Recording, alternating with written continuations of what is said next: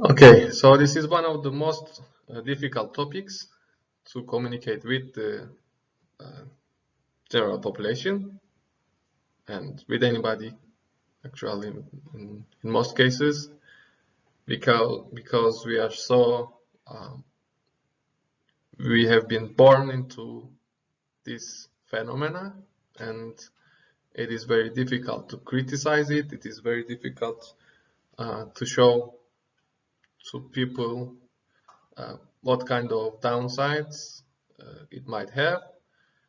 I'm talking about civilization, industrial civilization, and um, you know, it is very easy to see the positive sides of the civilization when you are looking locally, and that's why it is very difficult. And as we will see, it is difficult to see what is wrong with it fundamentally, and in terms of sustainability, in terms of environmental problems. And many people can say we can do it better, we can recycle, we can find alternatives, sustainable, better alternatives. But of course, it is possible to make things better, but it is not by more technology. What I mean by that is that there are no technological solutions. We can make things better with some, of course, recycling and minimizing uh, uh, consumption and such. So these are like philosophies, minimalism, and so like respecting nature and not touching it, not disturbing it as much as possible. Such kind of things are visions, philosophies, and they are not fundamentally, they are not technological solutions. They are solutions, they are psychological solutions. And we will see step by step. Let's start, and this will be short. This time it will be short. Last time I said it will be short, and it was an hour long. So I will mention about this at the end of the video too, because I think this is very important. Once we are out of the natural balance, and with natural balance, I have mentioned in my other videos what I mean with that. The system behaves chaotic and unpredictable. Thinking that we can make control changes is the same as people thinking that they have free will. It's an illusion. So it is very persistent illusion. It is very easy to fall into that illusion. But hopefully I will show you why this is wrong. Like this illusion is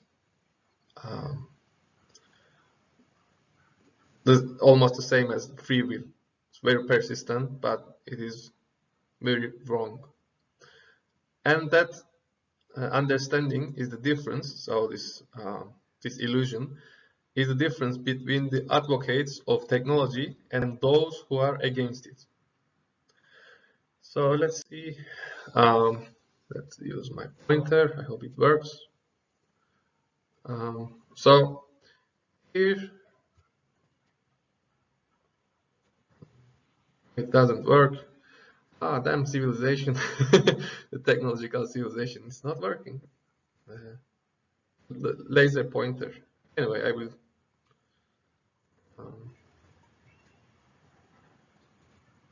So on the left we have problems, and the right we have solutions. So the problems are in red, and solutions are shown in green. And on the right hand side we have a system. It's a very complex system. I just made it like very simple thing.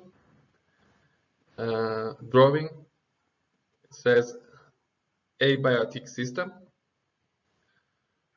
and has organisms, and humans part of organism, and humans have also technology, tech here written. And this system is, of course, is comprised of billions of components, billions of parts.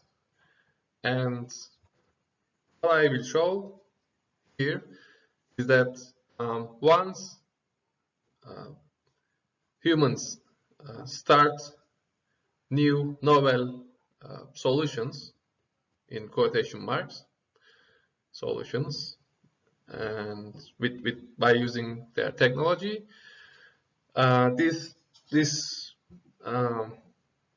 leads to further problems, more and more problems in a growing manner, in an exponential manner, and I will show you why this is the case. So let's see. So this red arrow is inside humans. You see this. So this is the problem. So it means humans have one problem. Let's say in history, humans had a problem. It can be with food, you know, maybe food was scarce, and they wanted more food, more secure food, or child mortality might be some problem or such things. Whatever the problem was, of course, there were many, but it is just this might be, as I said, just some theoretical problem. And humans came up with a solution, a novel solution. They didn't leave it to nature. They came up with a novel solution. It can be spears or anything. So that novel solution, of course, has unintended consequences. Why? Because in a complex system, you can't change one part without affecting another part. So it can be a big disturbance, it can be a small disturbance, but it has some magnitude. So let's say it affected the abiotic system, ecosystem, maybe atmosphere, or like any maybe water.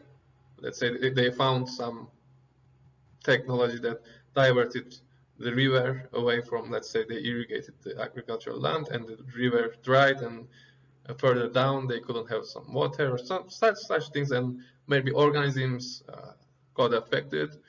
And so these kinds of unintended consequences affected other sections of the whole system, and then at the end, of course, humans are also affected. So as you can see, they found one solution in quotation marks, the green one. So they had one problem. They proposed one novel solution, technological solution, and then that solution caused other problems. Let's say 2 other extra problems. Now they must solve those 2 other problems, but they are happy with the solution because they say, oh, we acted cleverly, we solved that first problem. But now they have 2 problems. On the left side, you can see that there was one problem and -1, supposedly a solution, and then it brought 2 more problems. So they get rid of one problem, now they have 2 problems at hand. Why 2? Because it is such a complex and connected system that when you affect one thing, it affects many things, and then in turn it might come, so you increase the risk of we can only talk about risk, but okay, I will not make it more complex. So that's why, like, when you change one thing, it is connected to many things. That's why the problems comes amplified in number. Okay, so let's see. So humans, because they said, well, we found the solution to the first problem, we can find the solution to the new problems that we created. Maybe they are not aware of it, that they have created these two extra problems, but maybe they are aware, maybe they are not aware. But they said the first one worked, so why not the second? So they uh, propose another technological novel solution to those two extra problems, and let's say they solve it. Okay, and again, with the same with the first one, the unintended consequences of this disturbance to other with this solution. So what humans call solution is actually a disturbance to the rest of the natural system, to disturbance to natural balance. So they might again disturb the organisms or other abiotic system or whatever, humans with their technology, they disturb it, or they might disturb themselves. It doesn't matter. It's a whole system. The divisions are imaginary here. We just call humans humans, and now everything is just an interconnected whole system. And let's say um, those solutions, of course, turn back to humanity as more problems. Why? As I said, um, due to unintended consequences and due to um, the the the multiplying um, nature of the system. When you give an input, it multiplies it and gives you more and more problems, let's say. And so we say unintended consequences of the technological solutions grow exponentially. Why? Because first you had one problem, now you have then two problems, and now you have five problems, and you have to solve those five problems. And you can see how it will go. It will grow exponentially, of course, not forever, but as the system is too big, billions of parts, it will grow quite, almost undisturbed. It will grow exponentially for probably a long time. It depends on the many things, how much those problems can grow without collapsing so there is a limit, of course, that until the system will get rid of this technology, or the humans, or altogether, the system will try to get, just by chance, it's not doing itself, it's just by conscious, it's not conscious, like, okay, I'm not going to consciousness because my ideas may be that, but I don't want to mention here those things. So anyway, so at least it's not um, okay. I forgot about the consciousness. So as I said, it's like growing. So you get the idea, I hope. So some of you might ask questions like, what about doing more with less? The technology is not improving. We are getting more efficient. And maybe less destructive for a given function. Let's say computers are becoming more and more efficient. I bet they will find a way to keep Moore's law going, which is right now failing. But let's say, if we believe in such thing, that we can always improve. Yes, maybe if you look locally just at the computers, you might improve, which I argue that it is not also possible. But anyway, let's answer. At the product level, let's say a computer, efficiency might seem like increasing, but at the system level, things are different. As an example, if you look at computer technology in isolation, you might say that computers reduced their negative impacts on the environment for a given computation power. However, to understand the full impacts of computers, we should also take into account the extent of destruction that the computers have enabled. Also, rapid development means all technology becomes obsolete, hence becomes waste. You can also recycle that, and up to a point you can't. There is also a limit to that, thermodynamical limit for efficiency. You can't. After a point, it becomes like your efforts need to be huge to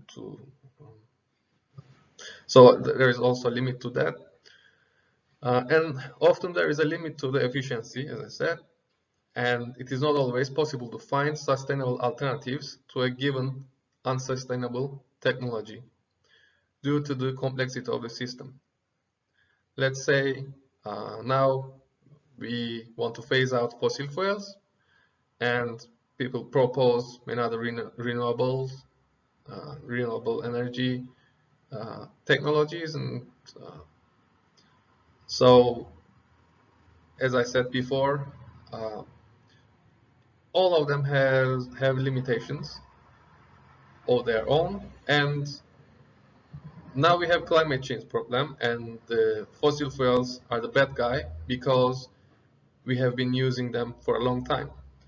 And if we discovered renewable energy first before the fossil fuels, and we would feel the pollution uh, pollution bucket, let's say. No, not maybe we wouldn't pollute the atmosphere, but we will pollute the water with renewable, with mining and all the things, and uh, it would be also destructive, unsustainable, and we might say, oh, let's use fossil fuels because the atmosphere is still clean, so we don't have much problem with it. So um, fossil fuels might be seen as a better alternative to renewable energy. So the order, when you change the order, it is still like renewable energy, as I said in other videos, it has difficulties with storage systems and with resources, with rare earth minerals, metals. So it has many difficulties. And of course, we say we can find solutions, but you know, I I'm not sure. It's a huge risk.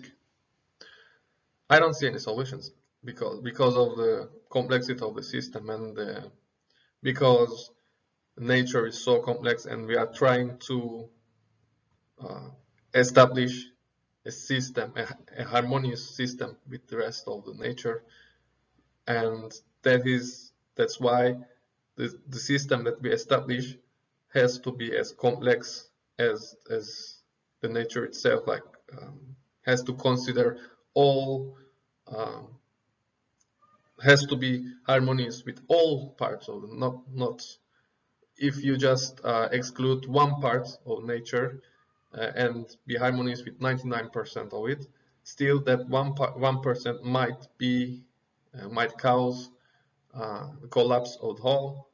No one knows, but still, like um,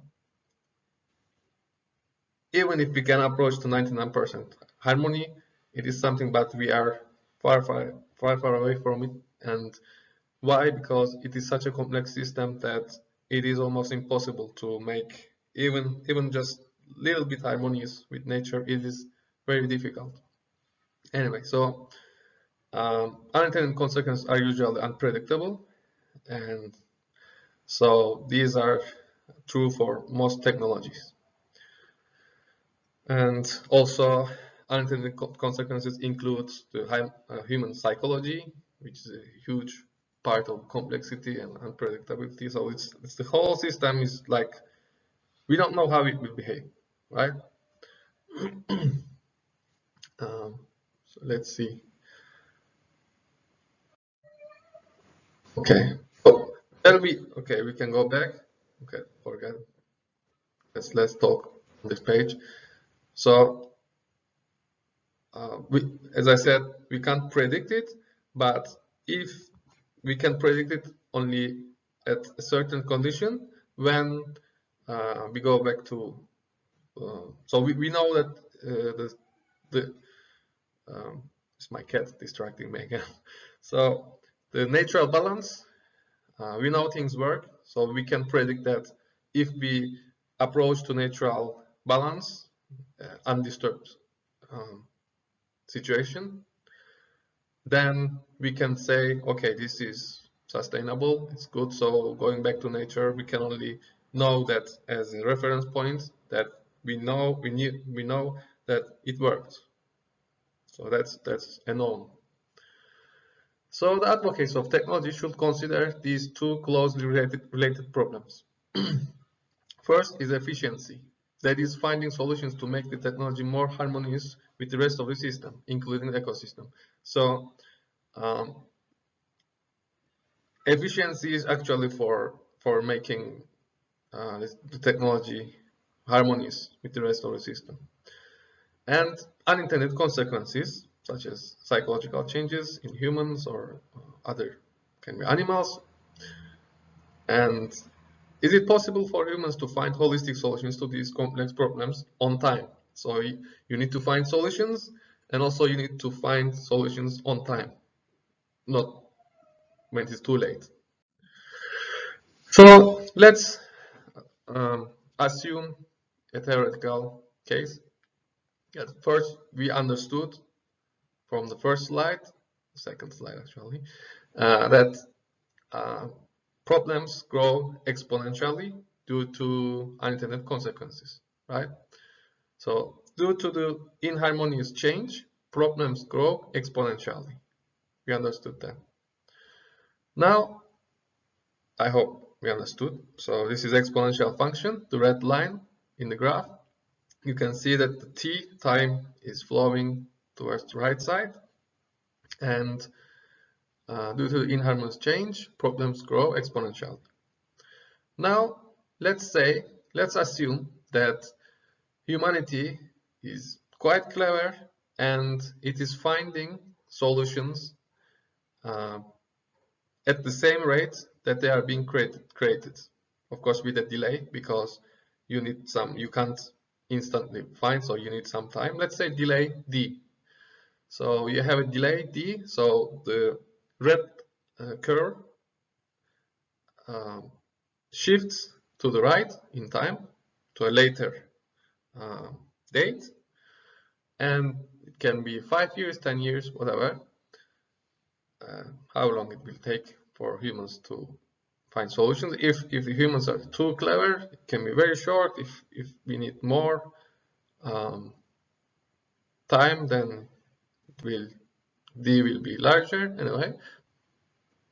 So you have the green line, as I said, you have the red curve that is growing exponentially growing problems of civilization, and the green line is shifted to the right, the same as the red line, but just shifted to the right with the shift d in time, and it is the solutions in quotation marks. So the solutions that humans are finding over time to those problems. So the red line is the problems and the green line is the solutions that humans are finding to those problems. Let's say such solutions might be doing more with less, etc. But all local solutions. These are actually the solutions to these specific problems, not considering the whole system, but just as the problems comes, they just as the problems come, humans just solve that particular problem, without with disregard to the whole system, just looking at locally to the problem and just coming up with ideas how to solve it. Creativity, some people say, just imagining stuff, and novelty. Um, People just like to talk about novelty a lot, and imagination and such things. And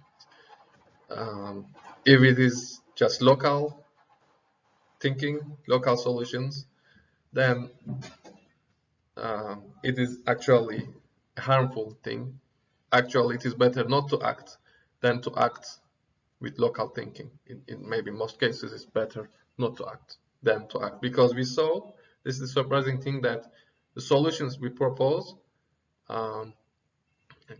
creates more problems.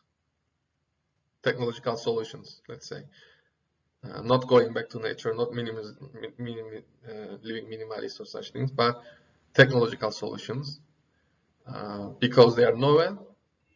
So living minimalist is not novel. Humans have been living minimalist all history, so it's not a novel solution. But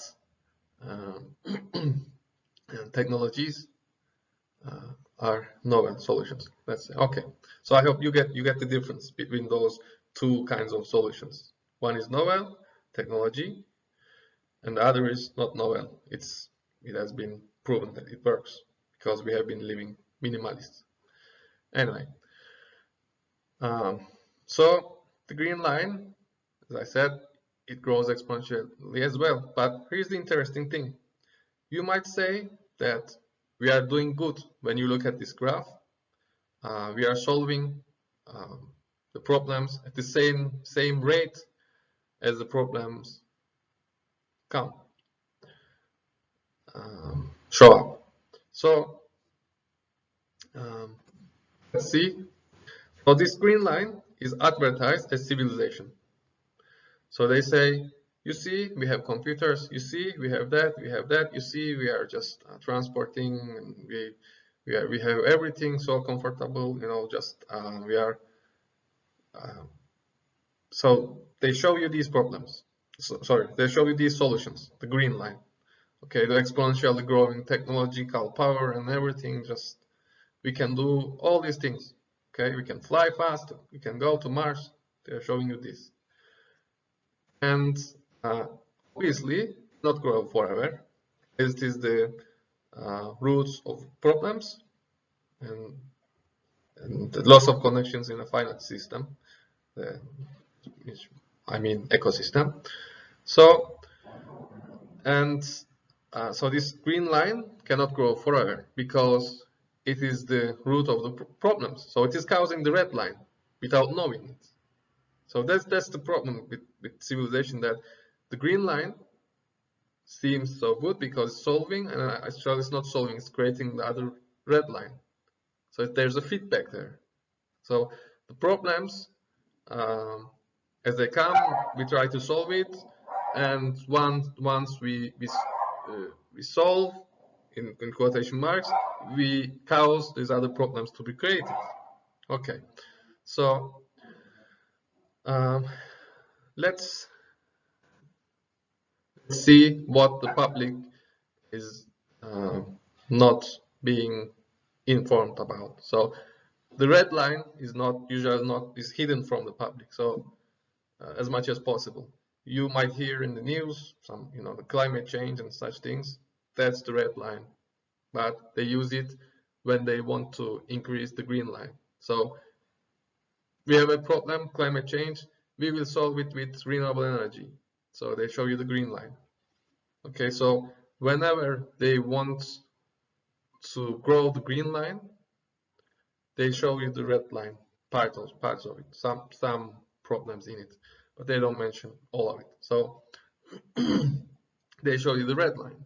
Sorry, they show you the green line. But you should know that the red line is always bigger than the green line. So we have more problems than the solutions that we ever have. Okay, so this is the curious thing that unsolved. If you subtract green line from the red line, which is if you subtract solutions to the from the if you subtract solutions from the problems, you find the unsolved problems, right? So the blue line is the unsolved problems, and it also grows exponentially. You see, so which I don't know. Of course, nobody knows where are we at this curve. Maybe we can show the kneeling curve, or like CO2 and other, or population or such things. We can show that to be equivalent to this curve, but why it should be like you can. I don't want to assume anything. So this is just a theoretical thing, but it is, I think, correct thing. And of course, I'm open to other people commenting this, building on it, or criticizing it on such things. But I made my points. So as you can see here, the unsolved problems grow exponentially, and there is nothing someone can do to stop that, as long as they try novel solutions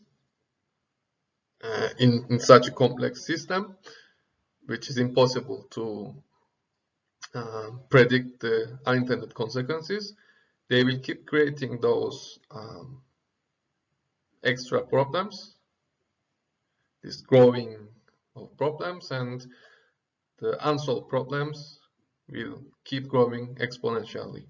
And now I see all these pandemics and climate breakdown and all kinds of problems with food production and everything. It is actually this is causing that. Our novel solutions, our industrial civilization, and anything that is novel, that is causing that.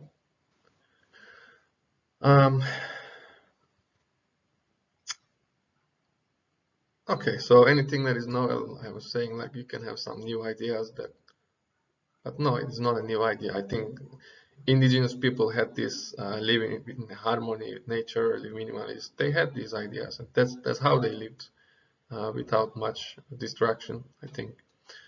Anyway, so I hope you understood why I'm thinking this way, and write your questions, comments, criticism down below in the comment section, and give a thumbs up, and see you in the next video. Thank you for listening. Go vegan, live minimalist.